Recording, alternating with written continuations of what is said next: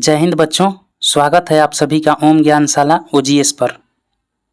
आज हम पढ़ने जा रहे हैं कक्षा 8 की विज्ञान की किताब का पहला अध्याय फसल उत्पादन एवं प्रबंधन। इस अध्याय को पढ़ने के बाद आप जान पाएंगे कि फसल क्या होता है, फसलों के प्रकार क्या हैं और किसानों को फसल उगाने के लिए किन किन बातों को ध्यान रखना पड़ता है। तो चलिए शुरू करते हैं इस अध्याय को और आसान भाषा में समझते हैं हर एक बात को धीरे धीरे।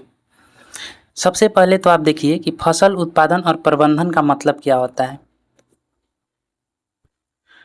देखिए, फसल उत्पादन का मतलब होता है फसलों को उगाना, जैसे गेहूं, धान, दालें आदि को खेतों में बोना या तैयार करना फसल उत्पादन कहलाता है। प्रबंधन का मतलब होता है किसी भी काम को सही तरीके से योजना बनाकर और ध्यान से करना। तो फसल उत्पादन एवं प्रबंधन का कुल मिलाकर अर्थ ये हुआ कि इसमें खेतों में फसलों को उगाने से लेकर उनकी कटाई तक की सभी गतिविधियां शामिल होती है, ताकि अधिक और अच्छी गुणवत्ता वाली उपज हमें मिल सके। तो आइए इस किताब को लाइन बाय लाइन पढ़ते हैं और समझते चलते हैं। देखिए, ये बूझो है और इसका नाम है पहेली। ये दोनों पूरे किताब में आप लोगों को मिलते चलेंगे कहीं कहीं पर। कोई प्रश्न पूछेगा तो कोई अपना विचार रखेगा, ये दोनों यही काम करेंगे पूरे किताब में। ग्रीष्मावकाश में पहेली एवं बूझो अपने चाचा के घर गए। उनके चाचा एक किसान हैं। एक दिन उन्होंने खेत में कुछ औजार देखे, जैसे कि खुरपी, दरांती, बेलचा, हल इत्यादि। अब बूझो ये कह रहा है कि मैं जानना चाहता हूँ कि हम इन औजारों का उपयोग कहाँ और कैसे करते हैं। आप पढ़ चुके हैं कि सभी सजीवों को भोजन की आवश्यकता होती है। पौधे अपना भोजन स्वयं बना सकते हैं। बिल्कुल हम लोग जानते हैं पौधे अपना भोजन स्वयं बनाते हैं। क्या आपको याद है कि हरे पौधे अपना भोजन किस प्रकार संश्लेषित करते हैं? तो पीछे कक्षाओं में हम लोग पढ़े हैं कि हरे पौधे अपना भोजन स्वयं बनाते हैं प्रकाश की उपस्थिति में, सूर्य के प्रकाश की उपस्थिति में। मनुष्य सहित सभी जीव, सभी जंतु भोजन बनाने में असमर्थ है। तो जंतुओं के भोजन का स्रोत क्या है, हमें ये बताना। ये प्रश्न कर रहा है किताब हमसे। परंतु हम भोजन ग्रहण ही क्यों करते हैं? परंतु सबसे बड़ा सवाल ये है कि हम भोजन ग्रहण ही क्यों करते हैं।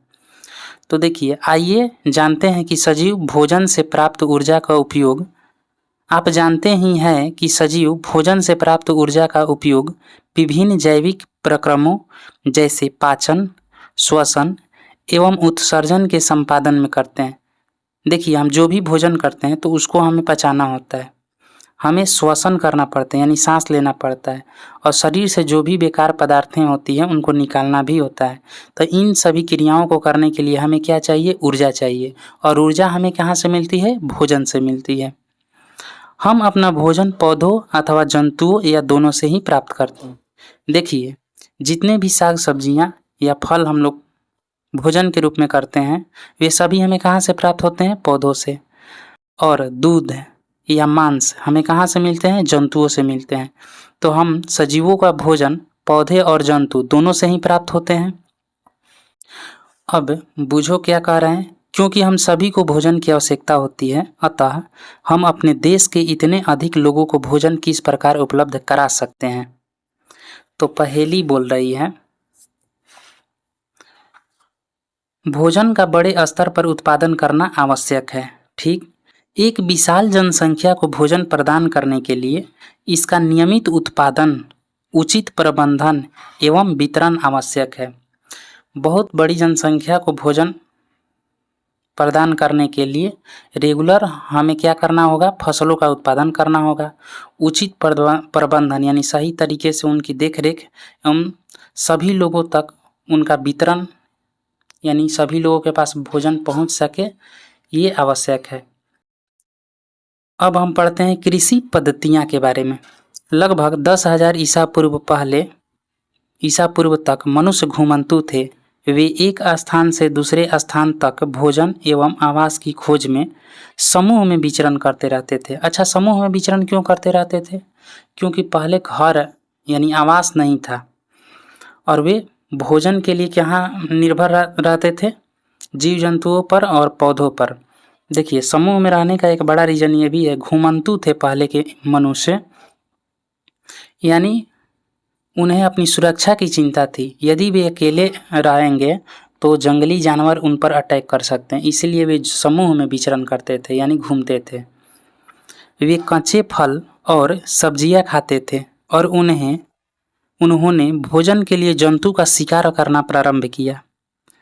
कालांतर में खेती कर चावल, गेहूं एवं अन्य खाद्य फसलों को उत्पादित कर सके। इस प्रकार कृषि का प्रारंभ हुआ।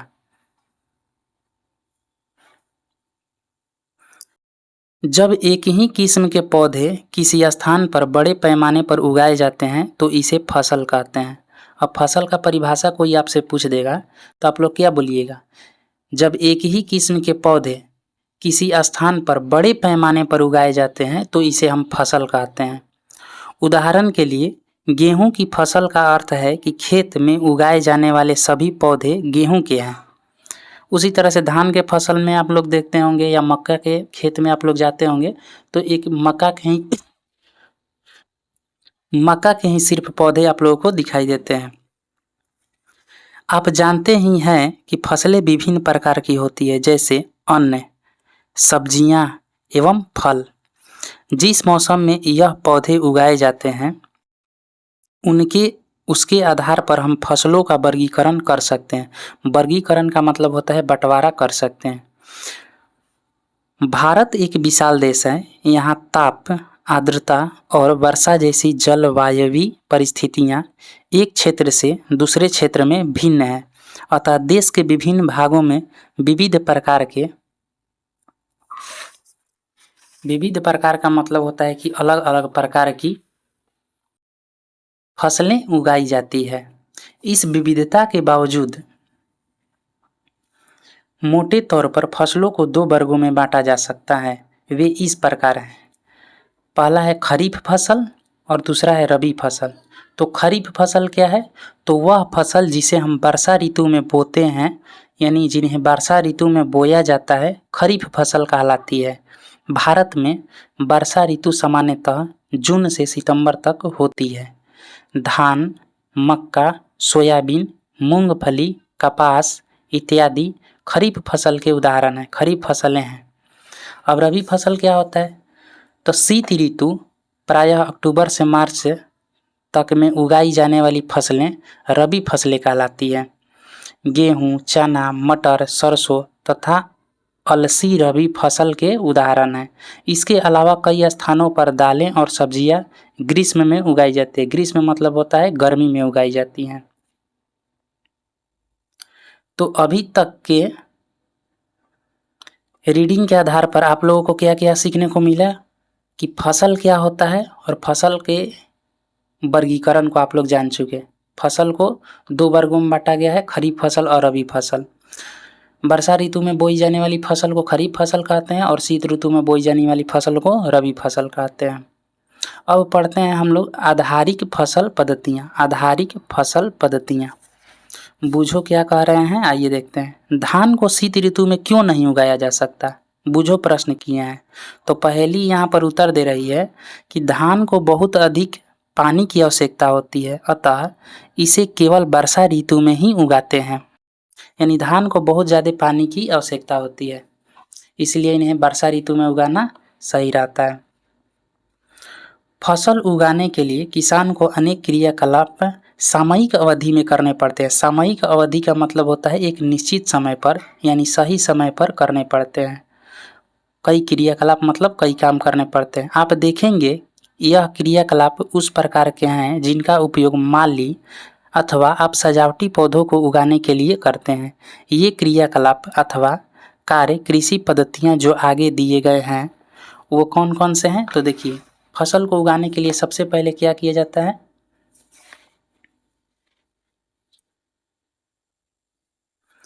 मिट्टी तैयार करना, उसके बाद बुआई करना यानी बीज बोना, खाद एवं उर्वरक देना, सिंचाई यानी पानी देना, खरपतवार से सुरक्षा, कटाई और भंडारण।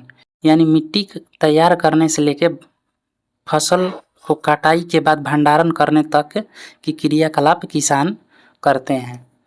अब एक एक करके समझते हैं कि मिट्टी को कैसे तैयार किया जाता है। मिट्टी तैयार करना। फसल उगाने से पहले मिट्टी तैयार करना प्रथम चरण है। मिट्टी को पलटना तथा इसे पोला बनाना। पोला बनाने का मतलब होता है मिट्टी को नरम बनाना या भुरभुरा बनाना हम कह सकते हैं। पोला बनाना कृषि का अत्यंत महत्वपूर्ण काम है। इससे जड़ें भूमि में गहराई तक जा सकती है। पोली मिट्टी में गहराई में धंसी जड़ें भी सरलता से श्वसन कर सकती है, मतलब सांस ले सकती है। जिस तरह से हम लोग सांस लेते हैं ना, उसी तरह से जड़ें भी, पौधे की जड़ें भी सांस लेती हैं। पोली मिट्टी किस प्रकार पौधों की जड़ों को सरलता से श्वसन करने में सहायक है? तो पोली मिट्टी में रहने वाले केंचुओं और सूक्ष्म जीवों की वृद्धि करने में सहायता करती है। केंचुआ जो है ना, वो किसान के मित्र कहलाता है, क्योंकि ये क्या करता है, मिट्टी को कोड़ते रहता है, कुतरते रहता है, यानी भुरभुरा करता है, मिट्टी और मुलायम होती जाती है। यह जीव किसानों के मित्र है, क्योंकि यह मिट्टी को और पलटकर पोला करते हैं तथा ह्यूमस बनाते हैं। परंतु मिट्टी को पलटना और पोला करना क्यों आवश्यक है? आप पिछली कक्षाओं में पढ़ चुके हैं कि मिट्टी में खनिज, जल, वायु तथा कुछ सजीव होते हैं। इसके अतिरिक्त मृत पौधे एवं जंतु भी मिट्टी में पाए जाने वाले जीवों को अपघटित करते हैं। अपघटित मतलब छोटे छोटे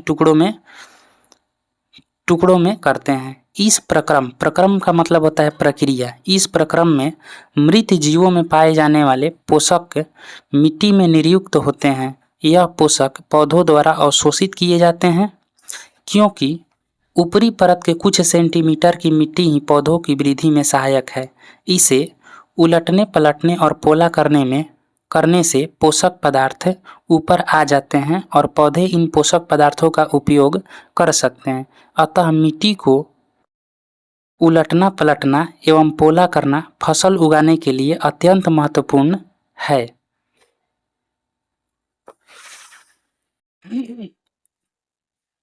देखिए, अब यहाँ पर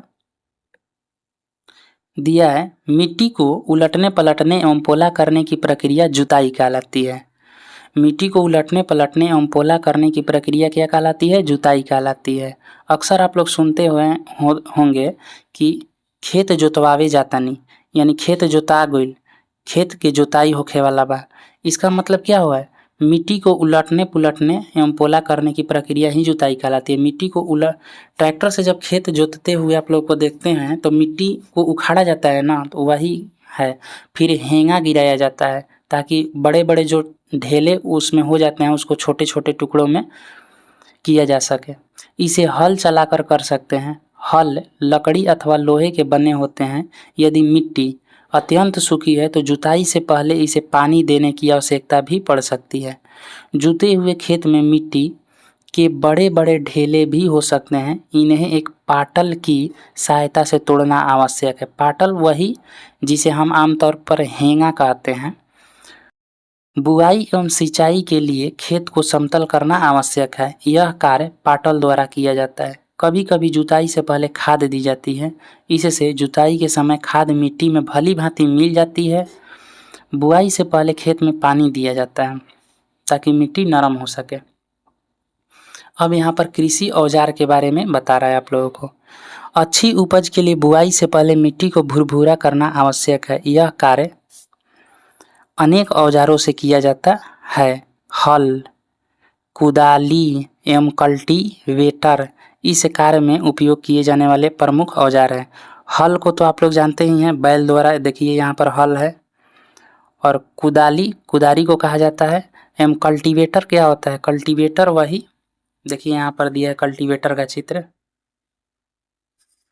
ट्रैक्टर द्वारा, जिसे हम आमतौर पर नौफरवा कहते हैं, यानी ट्रैक्टर के द्वारा जो ये चला ये जो है ना, लोहा का बना हुआ, यही कल्टीवेटर कहलाता है। गांव में हम लोग नौफरवा कहते हैं।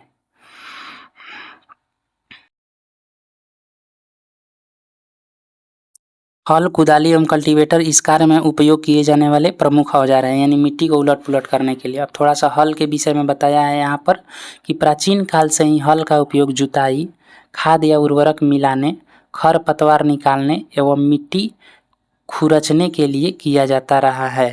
यह औजार लकड़ी का बना होता है जिसे बैलों की जोड़ी मतलब दो बैल को मिलाकर एक जोड़ी कहा जाता है। बैलों की जोड़ी अथवा अन्य पशु, ऊंट, घोड़े की सहायता से खींचा जाता है। इसमें लोहे की मजबूत तिकोनी पत्ती होती है जिसे फाल कहते हैं। देखिए यहाँ पर जो लोहा, यहाँ पर जो भूमि के अंदर जो चल रहा है ना, इसी को फाल कहा जाता है। इसी को क्या कहा जाता है? फाल कहा जाता है। हल का मुख्य भाग लंबी लकड़ी का बना होता है जिसे हल शैफ्ट कहते हैं। हल शैफ्ट देखिए ये वाला है, यहाँ से लेकर जो तिरछे है ना, ये वाला है, और इसे जो तिरछे जुड़ा हुआ है नीचे, इसी को हल शैफ्ट कहा जाता है। ये वाला आप लोग यहाँ पर ध्यान से देखिए। इसके एक सिरे पर हैंडल होता है तथा दूसरा सिरा जोत के डंडे से जुड़ा होता है जिसे बैलों की गर्दन के ऊपर रखा जाता है। एक जोड़ी बैल एवं एक आदमी इसे सरलता से चला सकता है। चित्र 1.1 के ए में आप देखिए यहाँ पर 1.1,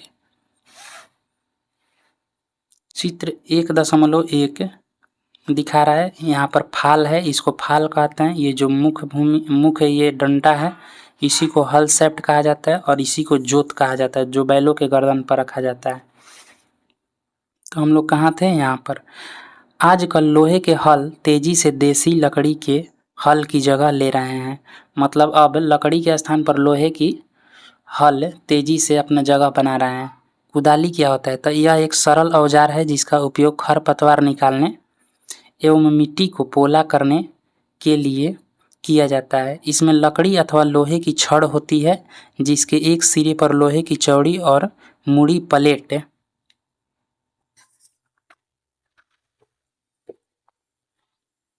लगी होती है जो ब्लेड की तरह कार्य करती है। इसका दूसरा सिरा पशुओं द्वारा खींचा जाता है। ये कुदाली है, ये कुदाली है ना, यहाँ पर देखिए पकड़ने के लिए हैंडल लगाया गया है। ये नीचे धंस जाता है, मुड़ी हुई लोहे की है। और इसी को देखिए यहाँ पर जोत दिखाई दे रहा है ना, इसी को पशुओं के द्वारा खींचा जाता है। कल्टीवेटर, आजकल जुताई ट्रैक्टर द्वारा संचालित कल्टीवेटर से की जाती है। आप लोग अब नहीं देखने को मिलता होगा खेत में हल जोतते हुए बैलों से और कल्टीवेटर से, कुदाल से। अब ट्रैक्टर से सारा काम हो रहा है, खेत का ज़्यादातर काम हो रहा है। कल्टीवेटर, आजकल जुताई ट्रैक्टरों द्वारा संचालित कल्टीवेटर से की जाती है। कल्टीवेटर के उपयोग से श्रम एवं समय दोनों की बचत होती है। चित्र 1.1 के सी में आप लोगों को दिखाया गया है कल्टीवेटर को ट्रैक्टर द्वारा चलाते हुए। देखिए ट्रैक्टर है, ये ड्राइवर है, ये कल्टीवेटर है और ये खेत जुताई हो रहा है। अब खेत जुताई मिट्टी को तैयार करने के बाद अगला कदम क्या होता है? बुआई का। उसमें फसल को बोया जाता है। बुआई फसल उत्पादन का सबसे महत्वपूर्ण चरण है। बोने से पहले अच्छी गुणवत्ता वाले साफ एवं स्वस्थ बीजों का चयन किया जाता है। किसान अधिक उपज देने वाले बीजों को प्राथमिकता देते हैं, मतलब अधिक उपज देने वाले बीज को ही बोते हैं। बीजों का चयन, एक दिन मैंने अपनी माँ को देखा कि माँ चने के कुछ बीज एक बर्तन में रखकर उसमें कुछ पानी डाल रही है। कुछ मिनट पश्चात कुछ बीज पानी के ऊपर तैरने लगे। मुझे आश्चर्य हुआ कि कुछ बीज पानी के ऊपर क्यों तैरने लगे। तो आइए देखते हैं। कह रहा है कि एक बीकर लेकर इसे पानी से आधा भरिए। इसमें एक मुट्ठी गेहूं के दाने डालकर भली भांति हिलाइए। कुछ समय प्रतीक्षा कीजिए। क्या कुछ बीज जल के ऊपर तैरने लगे? अब आपसे प्रश्न कर रहा है कि क्या कुछ बीज जल के ऊपर तैरने लगे? जो बीज पानी में बैठ जाते हैं वे हल्के एवं या भारी हैं। आपसे प्रश्न पूछ रहा है, पहले ये क्रियाकलाप दिया था। क्रियाकलाप में क्या बोला था कि एक बीकर लेकर इसे पानी से आधा भरिए। बीकर मतलब एक बर्तन लीजिए और उसे पानी से आधा भरिए। इसमें एक मुट्ठी गेहूं के दाने डालिए, भली भांति हिलाइए और कुछ समय प्रतीक्षा कीजिए। अब आपसे प्रश्न पूछ रहा है कि आप क्या क्या ऑब्जर्व किए। 1 मिनट। क्या कुछ बीज जल के ऊपर तैरने लगते हैं? जो बीज पानी में बैठ जाते हैं वे हल्के हैं या भारी, ये पूछ रहा है। क्षतिग्रस्त बीज खोखले हो जाते हैं और इस कारण हल्के होते हैं, अतः यह जल के ऊपर तैरने लगते हैं।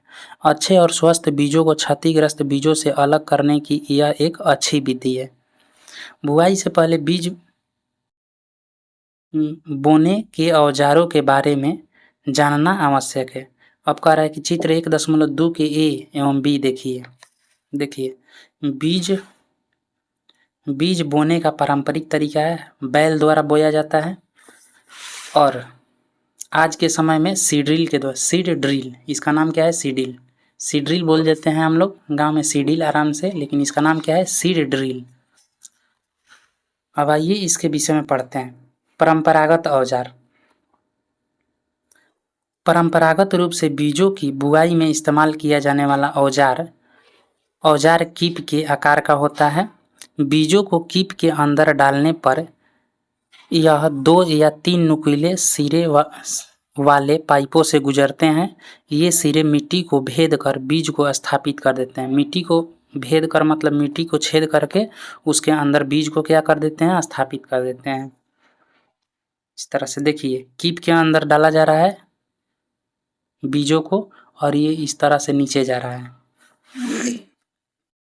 अब देखिए ये तो आप लोगों को पता होगा, ये ट्रैक्टर के द्वारा चलाया जाता है सीड ड्रिल। आजकल बुआई के लिए ट्रैक्टर द्वारा संचालित सीड ड्रिल का उपयोग होता है। इसके द्वारा बीजों में समान दूरी एवं गहराई बनी रहती है। यह सुनिश्चित करता है कि बुआई के बाद बीज मिट्टी द्वारा ढक जाते हैं। इससे बीजों को पक्षियों द्वारा खाए जाने से रोका जा सकता है, क्योंकि वो मिट्टी के अंदर चले जाते हैं और मिट्टी से ढक जाता है बीज। सीड ड्रिल द्वारा बुआई से समय एवं श्रम दोनों की बचत होती है। समय का तो बचत होता ही है, श्रम मतलब मेहनत का भी बचत होता है।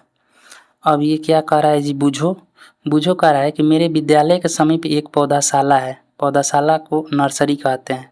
मैंने देखा कि पौधे छोटे छोटे थैलों में रखे हैं। वे इस प्रकार क्यों रखे गए हैं? पहली क्या बोल रही है कि धान जैसे कुछ पौधों के बीजों को पहले पौधाशाला में उगाया जाता है।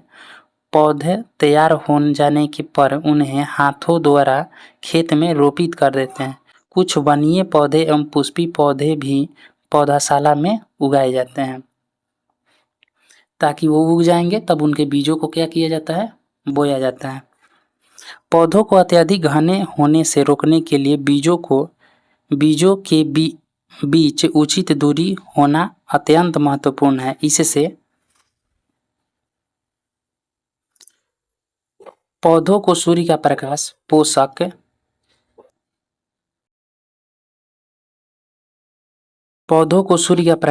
पोषक एवं जल पर्याप्त मात्रा में प्राप्त होता है।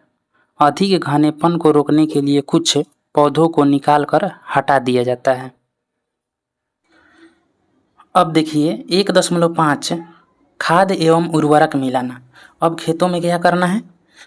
मिट्टी को तैयार कर दिए, बुआई कर दिए, अब उसमें खाद मिलाना है, खाद या उर्वरक मिलाना है। वे पदार्थ जिन्हें मिट्टी में पोषक स्तर बनाए रखने के लिए मिलाया जाता है उन्हें खाद एवं उर्वरक कहते हैं। बूझो कह रहा है कि मैंने एक खेत में उगने वाली स्वस्थ फसल पौधों को देखा, जबकि पास के खेत में पौधे कमजोर थे। कुछ पौधे अन्य पौधों की तुलना में ज़्यादा अच्छी तरह से क्यों नहीं उगते?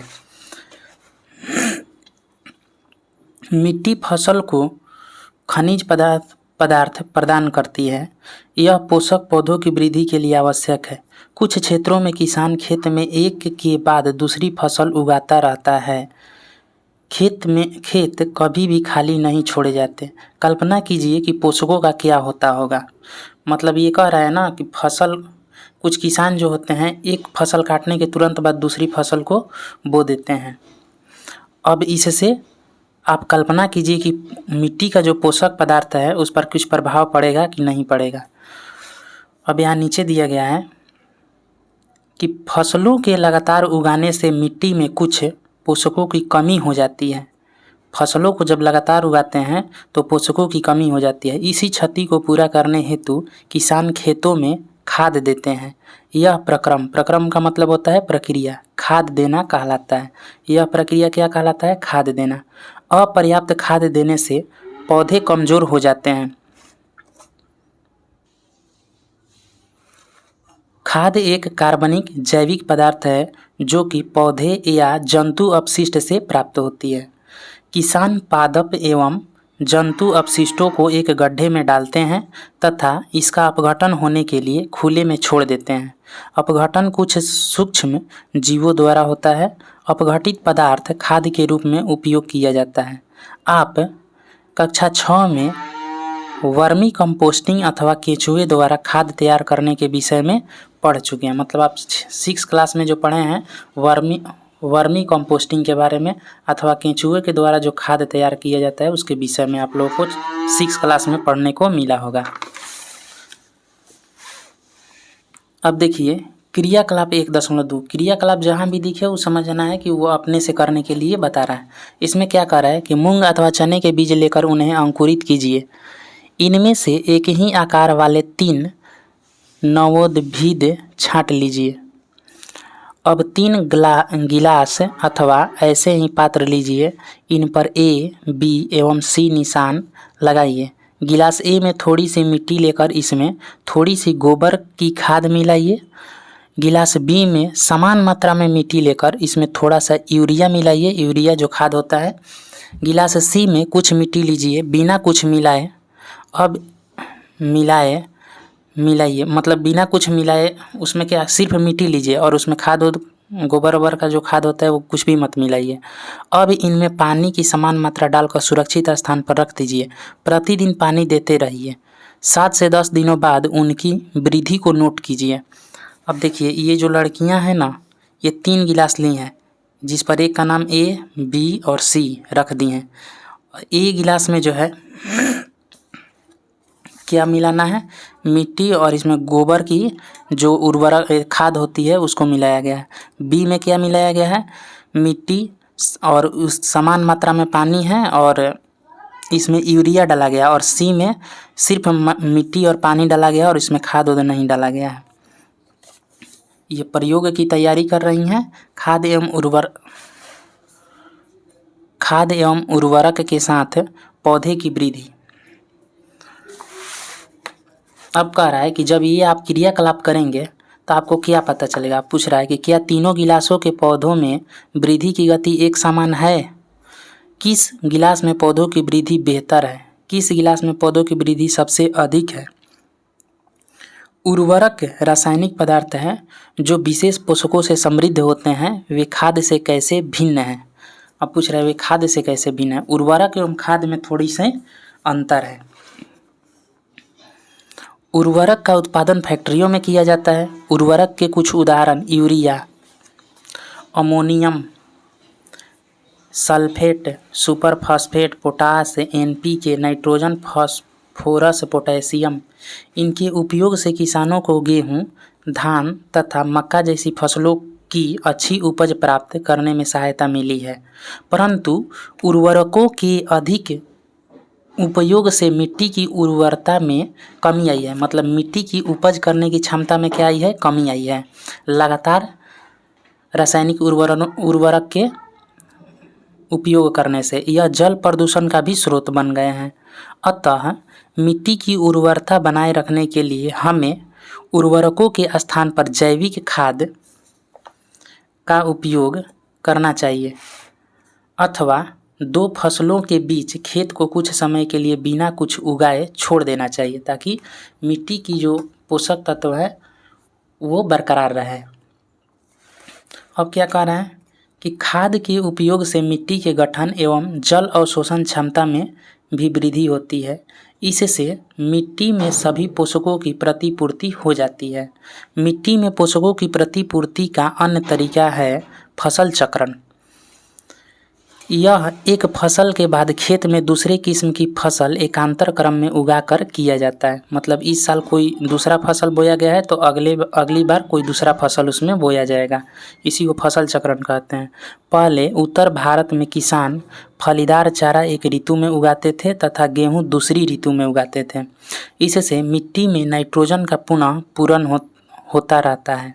किसानों को इस पद्धति को अपनाने के लिए प्रोत्साहित किया गया है। पिछली कक्षाओं में आप राइजोबियम बैक्टीरिया के विषय में पढ़ चुके हैं। यह फलीदार लिग्यूमिनस पौधों की जड़ों की ग्रंथिकाओं में पाए जाते हैं और वायुमंडलीय नाइट्रोजन का स्थिरीकरण करते हैं। अब यहाँ देखिए, उर्वरक एवं खाद में अंतर समझाया है आपको। उर्वरक एवं खाद में अंतर, उर्वरक क्या होता है और खाद क्या होता है, इसमें अंतर बताएं। आमतौर पर हम सभी को क्या कहते हैं, खाद कहते हैं। उर्वरक एक मानव निर्मित लवण है। ये जो यूरिया, सल्फेट, सुपर सल्फेट, ये सब पोटास है, आप लोग नाम सुनते हैं, इसको उर्वरक कहते हैं। लेकिन इसको हम लोग क्या आमतौर पर क्या बोल देते हैं, खाद बोलते हैं। और खाद क्या होता है, तो खाद एक प्राकृतिक पदार्थ है जो गोबर एवं पौधों के अवशेष के विघटन से प्राप्त होता है। मतलब गोबर को सड़ा गला कर और पौधे के जो अवशेष होते हैं, पत्तियाँ, डालियाँ, ये सभी सड़ा गला कर जो बनता है उसको खाद कहते हैं। उर्वरक का उत्पादन फैक्ट्रियों में होता है, जबकि खाद खेतों में बनाई जा सकती है सड़ा गला कर। गोबर को आप लोग देखते होंगे अक्सर कि बहुत लोग गोबर को अपने खेतों में छोड़ देते हैं, छींट देते हैं। उससे गोबर क्या होता है, सड़ते गलते रहता है और उससे खाद का निर्माण हो जाता है। उर्वरक से मिट्टी को ह्यूमस प्राप्त नहीं होती, खाद से मिट्टी को ह्यूमस प्रचुर मात्रा में प्राप्त होती है। अब कह रहा है कि 4 नंबर में उर्वरक में पादप पोषक जैसे कि नाइट्रोजन, फास्फोरस तथा पोटेशियम प्रचुरता में होते हैं। खाद में पादप पोषक तुलनात्मक रूप से कम होते हैं, क्योंकि खाद जो है वो मानव के द्वारा नाप जोख कर नहीं न बनाया जा रहा है, ये गोबर या पौधे के अपशिष्ट पदार्थों से बन रहा है। जबकि उर्वरक क्या है, ये फैक्ट्रियों में उगाया जाता है, तो किसकी मात्रा कितना डालना है ये सब नाप जोख कर डालते हैं। इसीलिए उर्वरक में जो है पादप पोषक, पादप मतलब होता है पौधा, पोषक जैसे नाइट्रोजन, फास्फोरस तथा पोटेशियम प्रचुर मात्रा में होते हैं। सारणी 1.1 में उर्वरक एवं खाद के बीच अंतर बताए गए हैं। खाद के लाभ क्या है, देखिए जो हम लोगों का खाद है, ये खाद है, इसका लाभ क्या है यहाँ पर बताया गया है। जैविक खाद उर्वरक की अपेक्षा अधिक अच्छी मानी जाती है। इसका मुख्य कारण क्या है, तो इससे मिट्टी की जल धारण क्षमता में वृद्धि होती है। इससे मिट्टी भुरभुरी एवं संरंध्र हो जाती है, जिसके कारण गैस विनिमय सरलता से होता है। मतलब जड़ों में श्वसन क्रिया जो होती है आसानी से होता है। इससे मित्र जीवाणुओं की संख्या में वृद्धि हो जाती है। मित्र जीवाणु जैसे केंचुए वगैरह, ऐसे जो किसान के लिए जो सूक्ष्म जीव, छोटे छोटे जीव हैं, उनकी संख्या में वृद्धि होती है, जो मिट्टी को भुरभुरा बनाते हैं। इस जैविक खाद से मिट्टी का गठन सुधर जाता है। अब देखिए, हम लोग क्या क्या पढ़ लिए, मिट्टी तैयार करना पढ़ लिए, मिट्टी तैयार हो गया तो बुआई को पढ़ लिए, उसके बाद खाद एवं उर्वरक उसमें मिला दिए। अब हमको पानी देना है, यानी सिंचाई। सिंचाई का अर्थ क्या होता है, खेतों में पानी देना। जीवित रहने के लिए प्रत्येक जीव को जल की आवश्यकता होती है। पौधे की वृद्धि एवं परिवर्धन के लिए जल का विशेष महत्व है। पौधे की जड़ों द्वारा जल का अवशोषण होता है, जिसके साथ खनिजों और उर्वरकों का भी अवशोषण होता है। पौधों में लगभग 90% जल होता है। जल आवश्यक है क्योंकि बीजों का अंकुरण शुष्क स्थिति में नहीं हो सकती। शुष्क मतलब सूखा स्थिति में नहीं हो सकती है, इसीलिए जल क्या है, जरूरी है। जल में घुले हुए पोषक का स्थानांतरण पौधे के प्रत्येक भाग में होता है। यह फसल की पाले एवं गर्म हवा से रक्षा, पाले मतलब ठंडा एवं गर्म हवा से रक्षा करता है। स्वस्थ फसल वृद्धि के लिए मिट्टी की नमी को बनाए रखने के लिए खेत में नियमित रूप से जल देना आवश्यक है। निश्चित अंतराल पर खेत में जल देना सिंचाई कहलाता है। अब सिंचाई क्या कहलाता है, जिस तरह से आप लोग फसल के बारे में जाने, फसल के प्रकार के बारे में जाने, उसी तरह से यहाँ पर क्या दिया है, निश्चित अंतराल पर खेतों में जल देना सिंचाई कहलाता है। सिंचाई का परिभाषा आप लोगों को समझाया। सिंचाई का समय एवं बारंबारता फसलों, मिट्टी एवं ऋतु में भिन्न होता है। गर्मी में पानी देने की बारंबारता अपेक्षाकृत अधिक होती है, मतलब गर्मी में ज़्यादा पानी देना होता है। ऐसा क्यों है, क्या यह मिट्टी एवं पत्तियों से जल वाष्पन की दर अधिक होने से हो सकता है। बिल्कुल गर्मियों में पत्तियों के द्वारा जल का वाष्पन हो जाता है जल्दी जल्दी, इसीलिए क्या होता है जल्दी जल्दी मतलब ज़्यादा मात्रा में पानी देने की ज़रूरत होती है। इस वर्ष पानी देते समय मैं अधिक सतर्क हूँ। पिछली गर्मियों में मेरे पौधे सूख और मर गए थे। ये बूझो कह रहा है। सिंचाई के स्रोत क्या है? तो कुएं द्वारा, अब तो बोरिंग के द्वारा जो होता है सिंचाई हो रहा है खेतों में।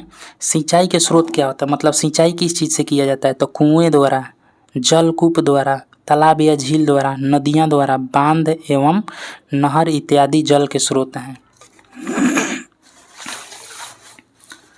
देखिए यहाँ पर ये कुआं से निकाल कर पानी यहाँ पर गिरा रहे हैं, जिससे ये खेतों में चल जाएगा कराहा के माध्यम से। ये सभी देख रहे हैं आप, सिंचाई के ये सब स्रोत है। ये देखिए सिंचाई, ये देखिए ये पुराने ज़माने में सिंचाई के जो स्रोत हैं। अब क्या होता है, अब मोटर फिट कर दिया जाता है। देखिए यहाँ पर मशीन फिट हुई है और यहाँ तक पाइप गया है, खेतों में पानी का छिड़काव किया जा रहा है। छिड़काव तंत्र इसको बोला जाता है। अब यहाँ देखिए ड्रिप तंत्र, इससे पाइप की सहायता से पानी यहाँ तक आ गया है और यहाँ से कराहा के माध्यम से पौधे की जड़ों में चला जाएगा। इसको आइए पढ़ते हैं। सिंचाई के पारंपरिक तरीके। सिंचाई के पारंपरिक तरीके कुओं, झीलों एवं नहरों में उपलब्ध जल को निकालकर खेतों तक पहुंचाने के तरीके विभिन्न क्षेत्रों में भिन्न भिन्न हैं। मवेशी अथवा मजदूर इन विधियों में इस्तेमाल किए जाते हैं, अतः यह सस्ते हैं परंतु यह कम दक्ष हैं। विभिन्न पारंपरिक तरीके निम्न हैं। मोटी मतलब घिरनी की सहायता से, चेन पंप, ढकेली, रहट, उत्तोलन तंत्र। देखिए यहाँ पर मोट या घिरनी की सहायता से पानी यहाँ से खींच, यहाँ से देखिए ये रस्सी जाएगा नीचे, ये बल्टा चल जाएगा कुएं के अंदर, फिर उधर से कोई खींचेगा तो ये ऊपर आ जाएगा और ये निकाल कर पानी ढारना है। ये चेन पंप है, ये ढकेली है और ये क्या है, रहट है। सिंचाई की आधुनिक विधियाँ क्या हैं? तो सिंचाई की आधुनिक विधियों द्वारा हम जल का उपयोग मितव्ययता से कर सकते हैं। मुख्य विधियाँ निम्न हैं। छिड़काव तंत्र, इस विधि का उपयोग असमतल भूमि के लिए किया जाता है, मतलब ऊबड़ खाबड़ भूमि के लिए जहाँ पर जल कम मात्रा में उपलब्ध है। ऊर्ध्व पाइपों, नलों के ऊपरी सिरों पर घूमने वाले नोजल लगे होते हैं। यह पाइप निश्चित दूरी पर मुख्य पाइप से जुड़े होते हैं। जब पंप की सहायता से जल मुख्य पाइप में भेजा जाता है तो वह घूमते हुए नोजल से बाहर निकलता है। इसका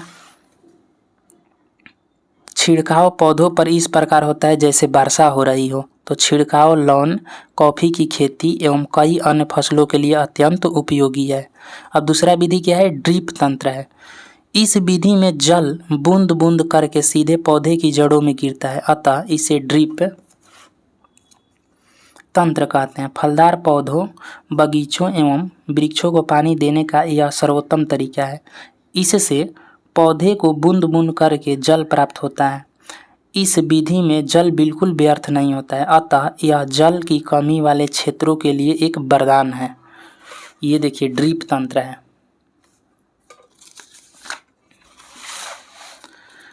अब देखिए हम लोग पढ़ते हैं खरपतवार से सुरक्षा।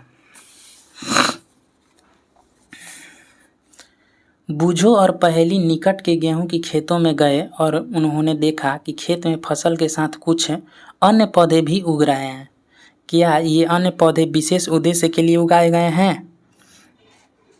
जैसे फसल में खेतों में आप लोग जाते हैं तो गेहूं के खेतों में अन्य चीज़ें उग जाती है अपने आप, जैसे कांट उग जाता है, अन्य और बहुत सारे जिसको सोहने की ज़रूरत होता है। खेत में कई अन्य अवांछित पौधे, मतलब जिसकी ज़रूरत नहीं है, पौधे प्राकृतिक रूप से फसल के साथ उग जाते हैं। इन अवांछित पौधों को खरपतवार कहते हैं। खरपतवार का मतलब ये नहीं होता है कि खेतों में खर मिलेंगे। खरपतवार का मतलब वो हुआ कि फसल के अतिरिक्त जो अन्य पौधे जिसकी कोई ज़रूरत नहीं है वो उग गए हैं, उन्हीं को खरपतवार कहते हैं, उन्हीं को हटाना होता है। खरपतवार हटाने को निराई कहते हैं। खरपतवार हटाने की प्रक्रिया को निराई कहते हैं। निराई आवश्यक है क्योंकि खरपतवार जल, पोषक, जगह और प्रकाश की स्पर्धा कर फसल की वृद्धि पर प्रभाव डालते हैं। कुछ खरपतवार कटाई में भी बाधा डालते हैं तथा मनुष्य एवं पशुओं के लिए विषैले हो सकते हैं। खरपतवार को हटाने एवं उनकी वृद्धि को नियंत्रित करने के लिए किसान विभिन्न तरीके अपनाता है। फसल उगाने से पहले खेत जोतने से खरपतवार उखाड़ने एवं हटाने में सहायता मिलती है। मतलब फसल बोने से पहले जब खेत जोता जाता है ना, तो उसमें बहुत सारी चीज़ें जो झलास लग जाता है, घास वो वगैरह होता है, उसको जोतने के समय ही हटा दिया जाता है। इससे खरपतवार पौधे सूख कर मर जाते हैं और मिट्टी में मिल जाते हैं। खरपतवार हटाने का सर्वोत्तम समय उनमें पुष्पण एवं बीज बनने से पहले का होता है। खरपतवार पौधों को हाथ से जड़ सहित उखाड़कर अथवा भूमि के निकट से काटकर समय समय पर हटा दिया जाता है। यह कार्य खुरपी या हैरो की सहायता से किया जाता है। अब देखिए खरपतवार हटाने का एक और तरीका, रसायनों के उपयोग से भी खरपतवार नियंत्रण किया जाता है, जिन्हें खरपतवार नाशी कहते हैं। जैसे 2,4-D खेतों में इनका छिड़काव किया जाता है, जिससे खरपतवार पौधे मर जाते हैं, परंतु फसल को कोई हानि नहीं होती। खरपतवार नाशी को जल में आवश्यकता अनुसार मिलाकर स्प्रे यानी फुहारा की सहायता से खेत में छिड़काव करते हैं। देखिए यहाँ पर खरपतवार नाशी का छिड़काव कर रहा है, मतलब खरपतवार एक रासायनिक पदार्थ है। कह रहा है कि क्या खरपतवार नाशी का प्रभाव इसको छिड़कने वाले व्यक्ति पर भी पड़ता है? तो हाँ, जरूर पड़ता है। इसीलिए तो मुंह नाक बांध कर आदमी छिड़कता है खेत में दवाई। जैसा पहले बताया गया है, खरपतवार की वृद्धि के समय तथा पुष्पण एवं बीज बनने से पहले ही खरपतवार नाशी का छिड़काव करते हैं। खरपतवार नाशी के छिड़काव से किसान के स्वास्थ्य पर भी प्रभाव पड़ सकता है, अतः उन्हें इन रसायनों का प्रयोग सावधानी पूर्वक करना चाहिए। छिड़काव करते समय उन्हें अपना मुंह एवं नाक कपड़े से ढक लेनी चाहिए। अब देखिए खरपतवार नाशी का हम लोग उपयोग कर लिए। अब धीरे धीरे फसल हम लोग का तैयार हो गया है, तब इसकी कटाई करना है। फसल की कटाई एक महत्वपूर्ण कार्य है। फसल पक जाने के बाद उसे काटना कटाई कहलाता है। कटाई के दौरान या तो पौधे को खींचकर उखाड़ लेते हैं अथवा उन्हें धरातल के पास से काट लेते हैं। अनाज फसल को पकने में 3 से 4 महीने का समय लगता है।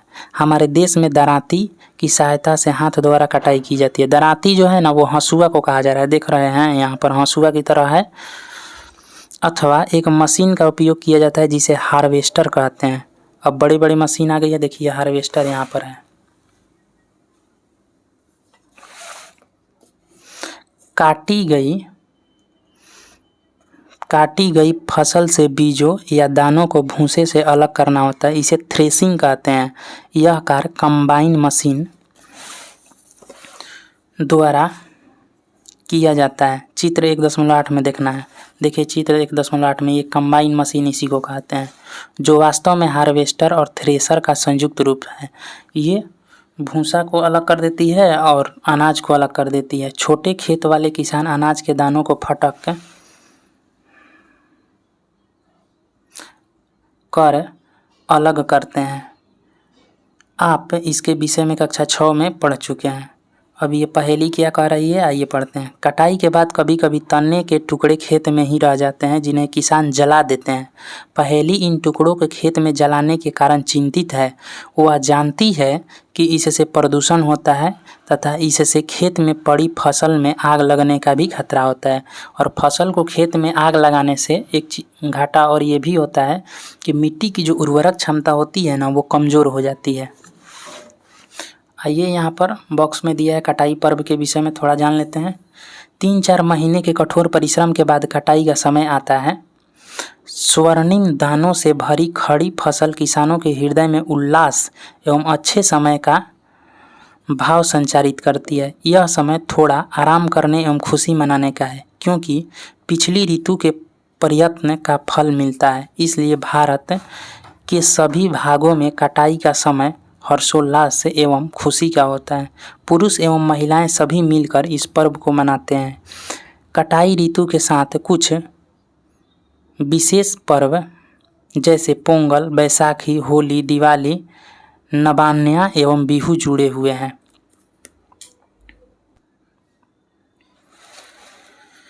अब आइए देखते हैं भंडारण। कटाई पर्व मतलब जब फसल पक कर तैयार हो जाता है ना, तो ये कहीं कहीं काटने से पहले पर्व मनाया जाता है, उसे कटाई पर्व कहते हैं। जैसे हम लोग का होली जो है ना, ये कटाई पर्व से जुड़ा हुआ ही एक क्या है, त्यौहार है। भंडारण, अब जब फसल को काट लेते हैं तो उसको कहीं ना कहीं भंडारित करेंगे।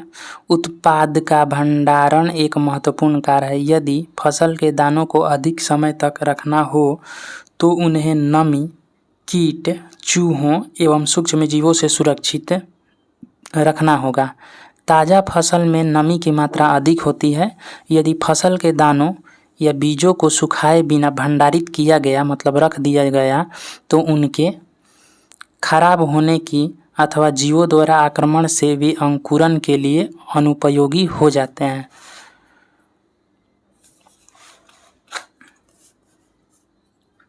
अतः भंडारण से पहले दानों को धूप में सुखाना आवश्यक है, जिससे उनकी नमी में कमी आ जाए।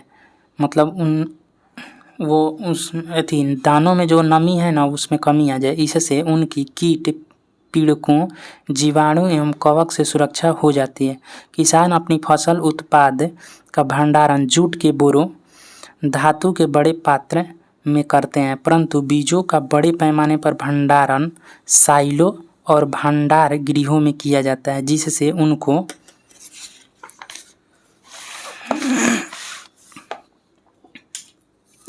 पीड़कों जैसे कि चूहे एवं कीटों से सुरक्षित रखा जा सके। देखिए यहाँ पर साइलो है, अनाज भंडारण हेतु साइलो है। इसी में अनाज को क्या किया जाता है, रखा जाता है, ये बड़े पैमाने पर। यहाँ पर देखिए भंडार गृह है, भंडार गृहों में बोरों में अनाज का भंडारण। अब यहाँ आइए इसको पढ़ लेते हैं आगे। नीम की सूखी पत्तियाँ घरों में अनाज के भंडारण में उपयोग की जाती है। बड़े भंडार गृहों में अनाज को पीड़कों एवं सूक्ष्म जीवों से सुरक्षित रखने के लिए रासायनिक उपचार भी किया जाता है। मतलब रासायनिक दवाइयों को कहीं कहीं रख दिया जाता है, जिससे कीड़े मकोड़े न लगे। यहाँ पर पहेली कुछ कह रही थी, आइए पढ़ते हैं इसको भी। पहेली क्या कह रही है कि मैंने अपनी माँ को अनाज रखे लोहे के ड्रम में नीम की सूखी पत्तियाँ रखते देखा, मुझे आश्चर्य हुआ, ऐसा क्यों? तो ऐसा इसलिए क्योंकि नीम की पत्तियाँ रख देने से उनमें सूक्ष्मजीव कम पनपते हैं या नहीं के बराबर पनपते हैं। घुन वगैरह का नाम आप लोग सुने हैं, तो वो नहीं पड़ते हैं नीम की पत्तियाँ रख देने पर गेहूं में मिलाकर। जंतुओं से भोजन के विषय में यहाँ पर समझाया है किताब। क्रियाकलाप 1.3 अपनी अभ्यास पुस्तिका में निम्न तालिका बनाकर उसे पूरा कीजिए। क्रम संख्या 1 में खाद्य पदार्थ लिखा है, ये दूध है ना, स्रोत पूछ रहा है कि दूध कहाँ से मिलता है, तो गाय से मिलता है, भैंस से मिलता है, बकरी से मिलता है, ऊँटनी से मिलता है। उसी तरह से यहाँ पर भी आप लोग भर सकते हैं कुछ अपने दिमाग से। जैसे ये दूध लिखा है तो आप यहाँ पर लिख सकते हैं मांस, तो मांस का स्रोत क्या है, मांस का स्रोत है मुर्गा, मछली, ये सब क्या है, मांस के स्रोत हैं। और भी यहाँ पर खाद्य पदार्थ लिखेंगे और वो कहाँ से आता है उनको लिखेंगे। इस सारणी की पूर्ति करने के पश्चात आपने देखा होगा कि पौधे की तरह ही जंतु भी हमें विभिन्न प्रकार के खाद्य पदार्थ प्रदान करते हैं। ये तो हम लोग जानते ही हैं, और पीछे के 1-2 लाइन में लिखा हुआ था तो वो हम लोग पढ़ चुके हैं कि भोजन हमें कहाँ से मिलता है, तो भोजन हमें मिलता है जंतुओं से भी और पौधों से भी, दोनों से हमें भोजन प्राप्त होता है। समुद्र के तटीय क्षेत्रों में रहने वाले लोग मछली का मुख्य आहार के रूप में उपयोग करते हैं। पिछली कक्षाओं में पौधों से प्राप्त होने वाले खाद्य पदार्थों के विषय में आप पढ़ चुके हैं। हमने अभी सीखा कि फसल उत्पादन के विभिन्न चरण हैं, बीजों का चयन करना, बुआई करना इत्यादि। इसी प्रकार घरों में अथवा फर्म पर पालने वाले पालतू पशुओं को उचित भोजन, आवास एवं देखभाल की आवश्यकता होती है। जब यह बड़े पैमाने पर किया जाता है तो इसे ही पशुपालन कहते हैं। अब देखिए यहाँ पर पहेली कुछ बोल रही है। पहेली क्या बोल रही है भाई, मछली स्वास्थ्य के लिए अच्छा आहार है। जो लोग मांस खाते हैं, हमें मछली के कॉड लीवर से तेल मिलता है, जिसमें विटामिन डी अधिक मात्रा में पाया जाता है। तो जो लोग मांस खाते हैं वो मछली के मांस उनके लिए क्या है, अच्छा माना जाता है आहार में। उसमें क्या मिलता है, विटामिन डी मिलता है उसके कॉड लिवर में। और विटामिन डी और किस चीज़ से मिलता है, तो सूर्य के प्रकाश से भी हमें विटामिन डी की प्राप्त होती है। तो हम लोगों का ये चैप्टर फसल उत्पादन एवं प्रबंधन खत्म हुआ। अब हम लोगों को अभ्यास जो प्रश्न उत्तर दिया है इसको बनाना है। ये बताया है कि यहाँ पर आपने क्या सीखा, ये सब बातों को बता रहा है कि आप इस चैप्टर में क्या क्या सीखे। और ये सब कृषि पद्धतियाँ, पशुपालन, फसल, उर्वरक, भंडार गृह, कटाई, सिंचाई, खरीफ, खाद, हल, रबी, बीज, साइलो, बुआई, भंडारण, थ्रेसिंग, खरपतवार नाशी, फटकना, इन सब शब्दों के बारे में आप जान गए। इस चैप्टर को जब आप पढ़े तो इन सभी शब्दों से क्या हुए, आप परिचित हो गए। तो इस चैप्टर से हम लोग यही सीखें कि फसल क्या होता है, फसल का वर्गीकरण क्या होता है, एक किसान अपने खेत में फसल को उगाने से लेकर उनको काटने तक में कौन कौन से कार्य करते हैं। तो देखिए आज के लिए इतना ही रहने देते हैं। अब अगले वीडियो में हम लोग क्या करेंगे, इस पाठ का जो भी प्रश्न उत्तर है, अभ्यास प्रश्न उत्तर 1 नंबर, और ये सभी को भरेंगे, मिलाएंगे। और ये कह रहा है कि खरीफ फसल और रबी फसल के 2-2 उदाहरण दीजिए। इन सभी को अगले वीडियो में हम लोग देखेंगे। तो आज के लिए इतना ही। अगर आप लोगों को वीडियो पसंद आया है तो इसे लाइक करें, शेयर करें और हमारे चैनल ओम ज्ञानशाला OGS को सब्सक्राइब करना न भूलें। मिलते हैं अगले क्लास में। जय हिंद।